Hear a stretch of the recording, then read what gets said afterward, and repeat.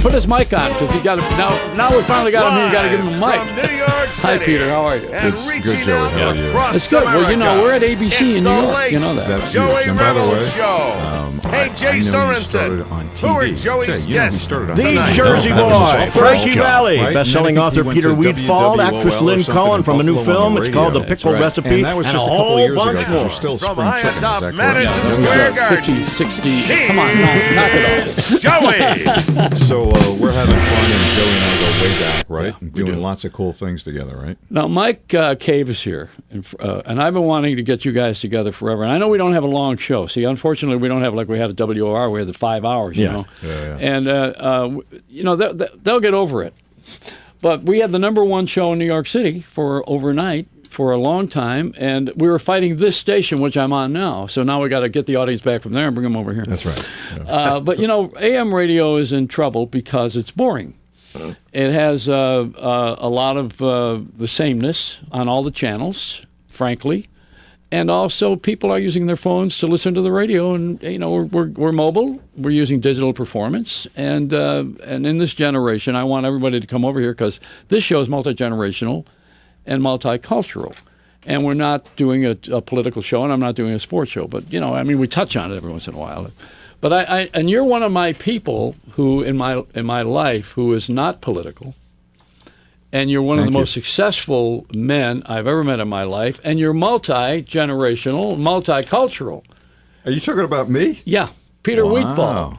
Now, Thank you. And Mike Cave is a little bit younger than me by about 30 years. And Mike's not an unattractive man. He looks like a pretty good-looking he's dude. that guy. And I have a face for radio. Yeah. He's a wonderful, wonderful man who has been an entrepreneur. So I wanted to get you guys together because you believe in people doing what they need to do to be successful. Yeah, it's a shame that there's so much we're not teaching, Mike, out there in the world. So I did a stand-in delivery just about 60 days ago, and everyone was wondering, I was going to talk about Green Rain Leadership, my book, and the first question I had for the whole room is I'd say, stand up and tell me what's your brand promise as an individual. And they're like, what do you mean? Well, brand is a promise. What's yours? And so part of all this is to understand how we can help those who are confused about what they should be doing and how they should do it. One of the areas that I find interesting is this whole Declaration of Independence, right? Thomas Jefferson, who actually, as you know, it was Ben Franklin who actually changed and made it very famous, which was all men are created equal. And Joey, you know this, I've said it before, all men are not created equal. If a child is born without a leg, they're not equal to me. If a child is born blind, they're not equal to me. I'm sorry. If a child is born with a disease that is incurable, they're not equal.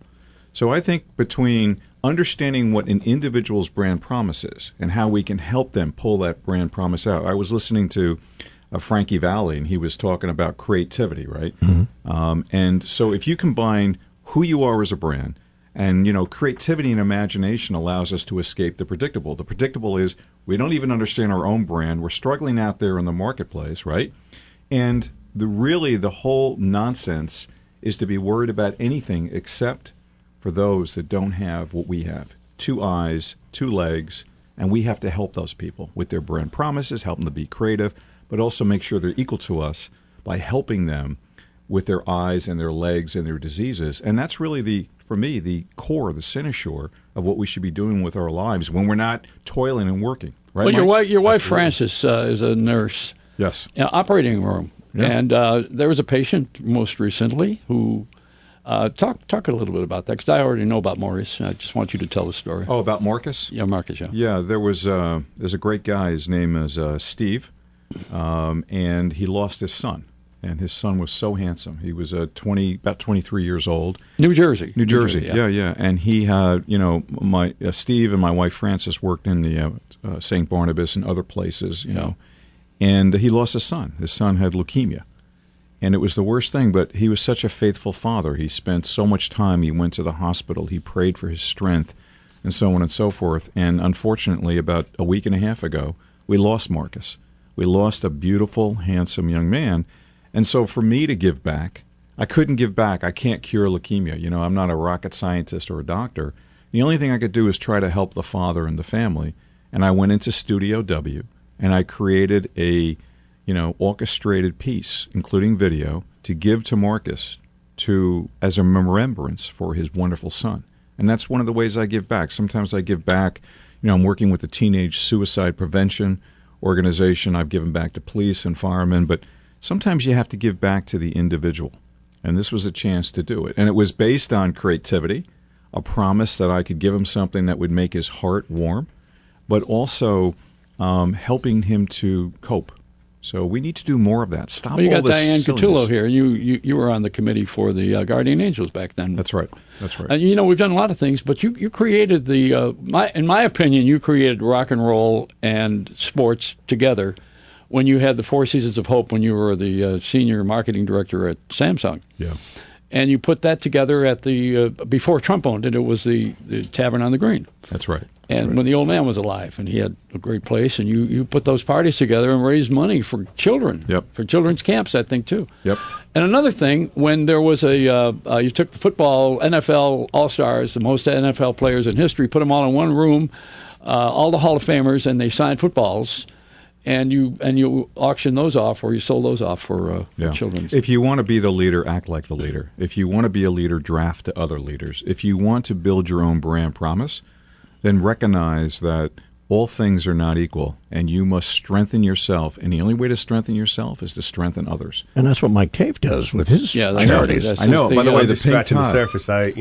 Your career and what I heard of, and we had a conversation with Joey is phenomenal. And if more people did that in the world, we'd be in a much better place for sure. Now, Peter, the Samsung phone, exploding phone. What's that all about? Well, it's a phone that explodes. It's Thank you. And you can't have it anywhere. It's a special model. You can't get those every day, No, you Joey. can't. That's the it's 7. like, you ever hear of exploding cigarettes? Well, that's what Mike's got here is a vape The company. I have vape. a couple Yeah. exploding cigarettes. Yeah. So, by the way, I just want to mention, thank you, Mike. I was honored that I got to, through Joey, to actually do the music on a very special video on vaping. Is that documentary. Yes. On Documentary. We Mike Cave, appreciate that, too. Yeah, no, it was great. I got a chance to do that, which, again, was heartfelt for me. But I think it's very, very important to work with new friends. So I'm really proud of what you're doing with Pink Tie. I think it's actually fabulous. And I think that it represents the opportunity to also give back in a very special way. So Pink Tie is a brand. And the brand has a promise. And it's got creativity in it, right? What we talked about. If you want to be the leader, act like the leader, and you are leading a cause. So, Mike, God bless you. Please do more. Maybe we can do some things together. Now, Aaron Bieber here has a film. Yes, A Billion Lives. Yeah, and I saw it. No, you're thinking of Justin Bieber. We're talking about Aaron Biebert. It's got a T at the end, Joey. Oh, I see. Yeah, at the end to differentiate ourselves. Yeah. Well, you're both about the same age. So your film, which I saw, is great. It's about government control and how we are not moving along in progress because there's a lot of lobbying, which I call payola. I'm a disc jockey, from... I call it corruption, but... Yeah, same thing. People would give me money to play records, which I didn't want to do, so I didn't do that. But lobbying is giving people money so they get things done. And, we got all of that in our government because it seems to become a way of life with Congress now. Right, which is not like it in other countries, but here we have that. Well, in other countries, this is another thing to bring Peter into the fold here, with the retail sales. He's at Best Buy and at one time ran a couple of stores and the PC Magazine. You know that this is the only country in the world that has a return policy. Really?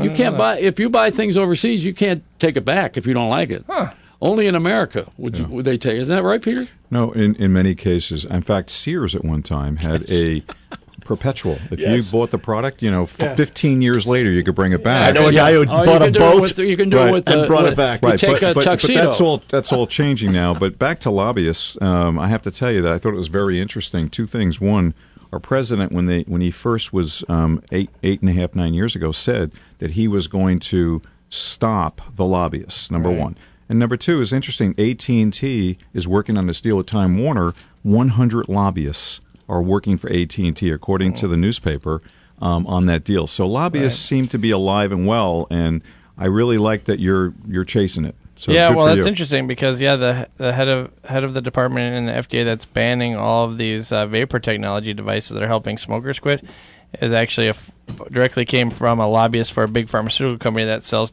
gum in the U.S. So, I mean, this is just ridiculous. It's shocking. Yeah. We got Well, a I'm guy glad you're on it. from Virginia who's got a vaping company, and he's. How you guys doing?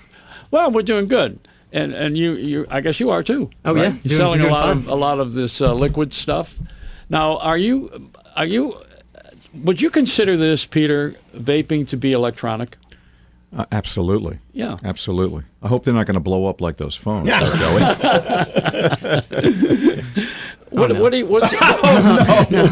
damage has that done to Samsung? It's a $28 billion cost, according to the news, but to the brand itself is very painful. In fact, their washing machines that are in many of the stores, there was also some problem with it, but it was exasperated over the fact that, every time you get on the airlines, even UPS and Federal Express said, we don't want to move those returns unless you put them in some sort of a safety box.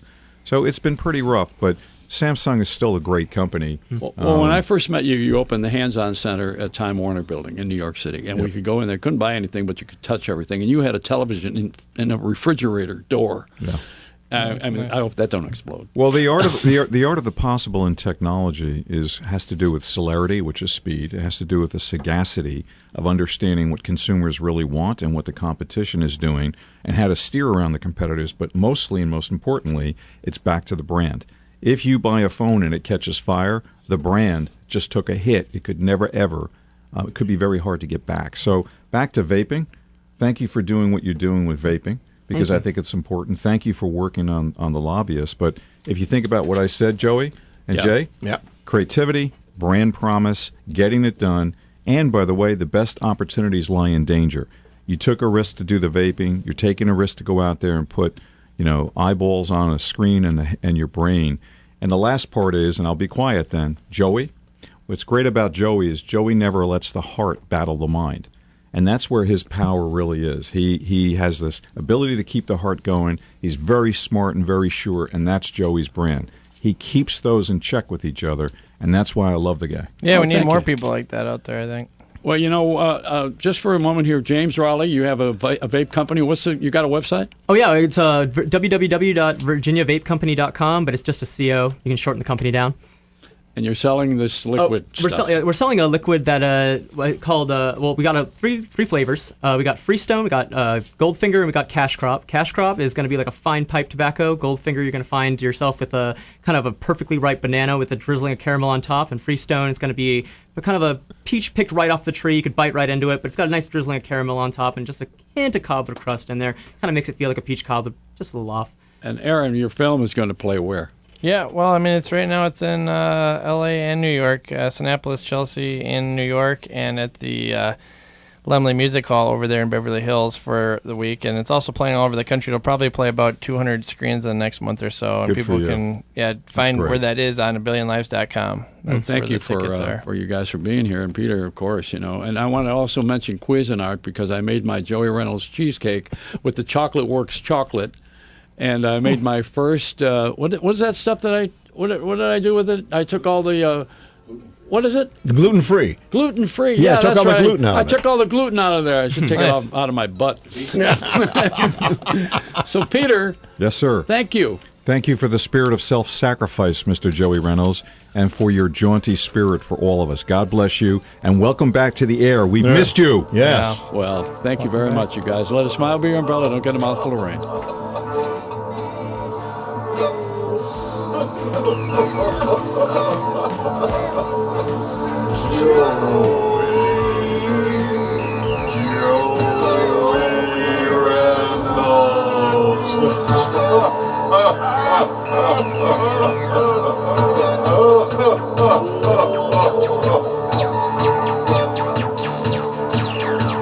The ghouls are coming to get ya. Keep your eyes about. The ghouls are coming to get you. They know you are all about. Take it, Joey Reynolds. Take it. It's not the time to trick or treat. It's not the time to smell your feet.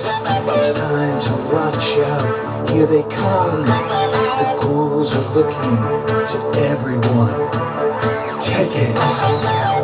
Joey Reynolds. Take it. Joey Reynolds. Take it. Take it. Keep your eyes open. Watch out for the call. When they say trick or treat, you better have something so sweet. Take it. Go ahead, take it.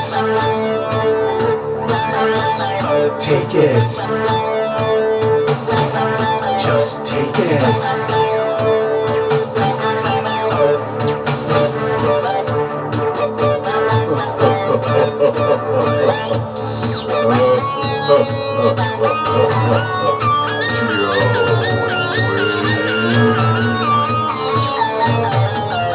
Every time the doorbell rings, look to see who it is.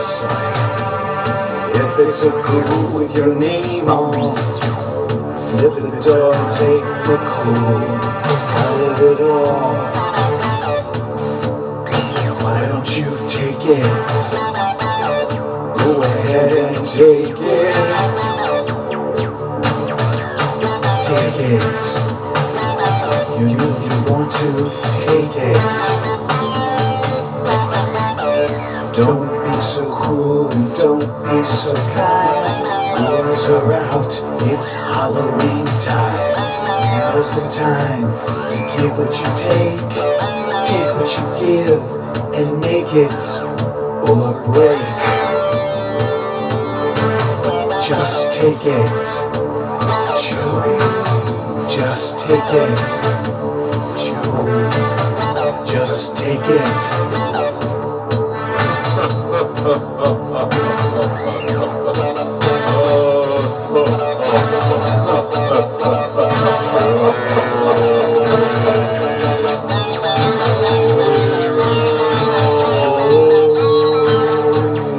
Happy Halloween. Happy Halloween. Happy Halloween. Now take it, Joey. Just take it, Joey Reynolds. Just take it. Go on and take it.